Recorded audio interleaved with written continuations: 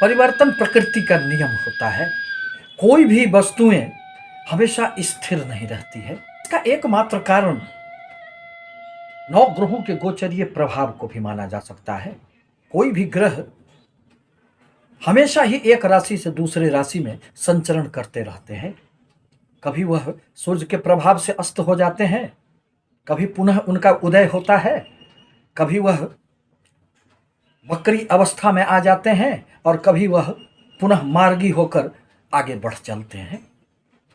इसी संदर्भ में आज मैं 17 जून को शनिदेव जो वक्रगत अवस्था में आने वाले हैं और वह 4 नवंबर तक लगभग 140 दिनों तक इसी अवस्था में रहेंगे,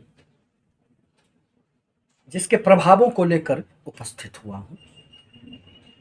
दरअसल तुला राशि अथवा तुला लग्न के व्यक्तियों के लिए शनिदेव तो अत्यंत ही कारक ग्रह माने जाते हैं। यह जीवन में अनेक प्रकार की सफलताएं देने का कार्य करते हैं।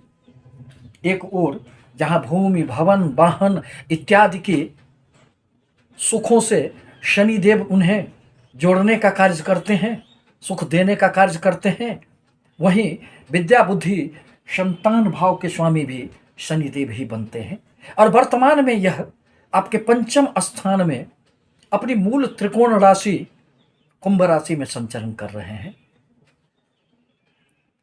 यूं तो पंचम भाव से शनिदेव को गुजरना थोड़े से मन में निराशा का भावना जागृत करता है, परंतु यह तो अपनी ही राशि में है, तो कोई भी ग्रह अपनी राशि में भला रहकर, अपने घर में रहकर अपना ही घर का नुकसान क्यों करेगा।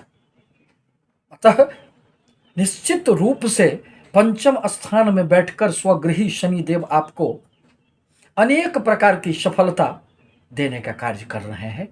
और इस अवधि में कोई भी ग्रह जब वक्रगत अवस्था में आता है तो उनके बलों में वृद्धि हो जाती है, परंतु यह तो आपके लिए कारक ग्रह है, फिर यह आपको बहुत अधिक अशुभ परिणाम क्यों देंगे। पंचम स्थान में रहकर स्वगृही शनिदेव आपको आकस्मिक धन लाभ खूब देने का कार्य करेंगे। शेयर, सट्टे, लॉटरी इत्यादि से यदि आप जुड़े हैं तो उसमें निस्संदेह आपको खूब धन लाभ होंगे।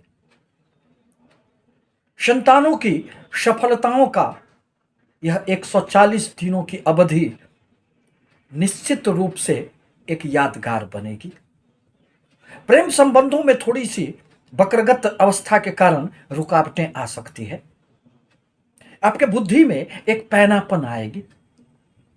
आप अपने बुद्धि के बदौलत इस अवधि में खूब सफलता अर्जित करेंगे। यदि आप टेक्नोलॉजी के क्षेत्र से जुड़े हुए हैं तो उसमें अपार सफलताएं प्राप्त होगी, आपको खूब यश भी मिलेंगे। शनिदेव की 3 दृष्टियां मानी गई है और वह अपनी तीसरी दृष्टि से आपके सप्तम स्थान को देख रहे हैं। परिणामतः व्यापार में तो आपको खूब लाभ होंगे, परंतु दाम्पत्य जीवन में थोड़ी सी वाद विवाद की संभावनाएं उभर सकती है। अतः इस पर आपको ध्यान रखना होगा। धैर्य से ही जीवन में सफलताएं मिलती है, और यदि आप कभी भी धैर्य खो देते हैं तो अंधेरे में आप भटक जाते हैं। अतः आवश्यक है कि अपने बुद्धि विवेक से अपने जीवन पथ पर आगे बढ़ते रहें। यदि आपके कोई भी व्यापार साझेदारी में चल रहे हो तो उसमें भी एक दूसरे पर संदेह की भावनाएं इस अवधि में न जागृत हों, इस पर भी आपको ध्यान रखना आवश्यक होगा। शनिदेव आपके लाभ स्थान पर पड़ेंगे। यही भाव तो इच्छा पूर्ति का भाव होता है, बड़े भाई बहनों का भाव होता है, मित्रों का भाव होता है। अतः इस अवधि में हर जगह से आपको सहयोग तो मिलेंगे, आपको धन लाभ भी खूब होंगे, परंतु थोड़े से विघ्न बाधाओं के साथ, क्योंकि सूर्य एवं शनि में थोड़े से सामंजस्य नहीं बैठते हैं। अतः धन तो आएंगे, परंतु कभी कभी उसमें थोड़े से विलंब हो सकते हैं।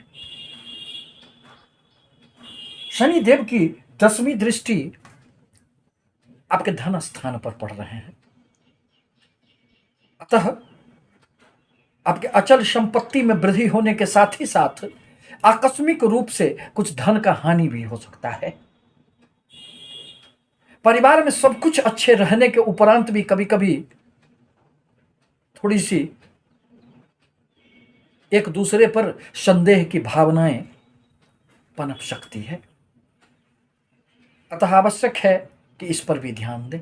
कुटुंबों के साथ किसी भी प्रकार की मतभेद न बने, इस पर भी आपको ध्यान रखना होगा। इस प्रकार कहा जा सकता है कि तुला लग्न अथवा तुला राशि के लिए शनि देव का वक्रगत अवस्था अनेक प्रकार से सफलता देने वाला होगा, चाहे वह व्यापार की बातें हो, चाहे धन लाभ की बातें हो, इसमें आपको खूब सफलताएं मिलेगी। परंतु आवश्यक है कि शनि देव के बीज मंत्रों का आप जाप करें।